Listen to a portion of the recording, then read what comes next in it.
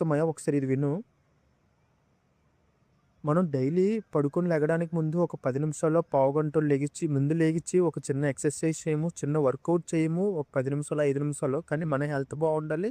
మన ఆరోగ్యం చాలా బావుండాలి అనేసుకుంటాం. మన జీవితంని, మన భవిష్యత్తుని లో ఒక స్కిల్‌ని అప్‌గ్రేడ్ చేయటానికి, ఇంప్రూవ్‌మెంట్ చేసుకోవడానికి కొంత టైం స్పెండ్ చేయము. కానీ మనకి మంచి కంపెనీలో సాలరీలొచ్చేయాలి, మంచి జాబొచ్చేయాలి. మన చుట్టూ ఏం జరుగుతుందో ఒకసారి ఒక 10 నిమిషాలు, ఒక 5 నిమిషాలు కూర్చొని ఆలోచించు నువ్వు. కానీ మనకి అంతా మంచి జరగాలి. మన చుట్టూ అందరూ మంచోళ్ళుండాలి.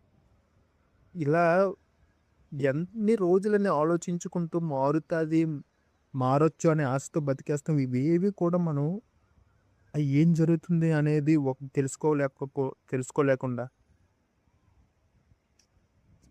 అంటే మనం జీవితంలో ఏం జరుగుతుందో కనీసం ఒక 5 నిమిషాలు, 10 నిమిషాలైనా దృష్టి పెట్టాలి కదా! సో, ఫ్రెండ్స్‌తో టైమ్ పాస్ చెయ్యు, ఫోన్ స్క్రోల్ చెయ్యు, లేదంటే అమ్మాయితో టైమ్ పాస్ చెయ్యు. ఇదంతా so, everything there has been a limit కదా! సో, అది నీ లైఫ్‌ని, నీ థింగ్స్‌ని ఓవర్‌కమ్ చేసేంత కాదు కదా! సో, నీకేం చెప్పిందో అర్థమైందనుకుంటున్నాను. నీకే. సో, ఇక్కడి నుంచైనా వదులు.